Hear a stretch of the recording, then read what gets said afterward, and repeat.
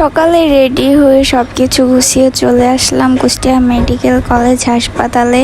আসলে আমরা যতই চেষ্টা করি এই জায়গাগুলোতে না আসার, আমাদের আশায় লাগে।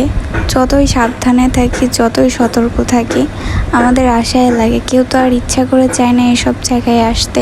মানব শরীর যেহেতু অসুস্থতা থাকবে, অসুস্থ হতে হবে, এটাই হচ্ছে নিয়ম। সবাই সবসময় সুস্থ থাকে না।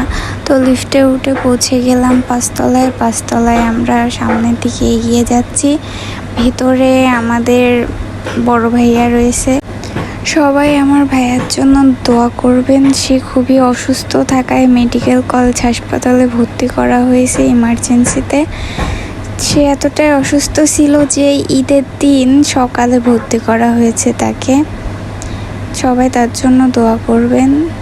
ওষুধপাতি সব চলতেছে। আল্লাহ তাকে খুব তাড়াতাড়ি সুস্থ করুক। আয়াত যেহেতু মামা মামা বলে একেবারে মাথা খেয়ে ফেলছিল। মামা এদিকে অসুস্থ।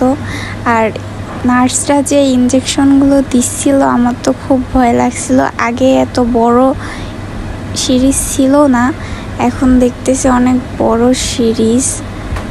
আলহামদুলিল্লাহ মেডিকেলের সার্ভিসগুলো দেখলাম অনেক ভালো, অনেক পরিষ্কার আছে, অনেক নিরিবিলি। জায়গাগুলো অনেক সুন্দর লাগছে। মানে নতুন নতুন তো এখন নিরিবিলি পরিষ্কার থাকবে, এটাই স্বাভাবিক। বছর ঘুরতে না ঘুরতেই আবার সেই সদর হাসপাতালের মতো না হয়ে যায়। আমরা চেষ্টা করব যাতে না হয়। আমরা সবাই মিলে সতর্ক থাকবো, সবাই মিলে এটাকে রক্ষা করব। এই তো আমরা লিফটে করে চলে যাচ্ছি।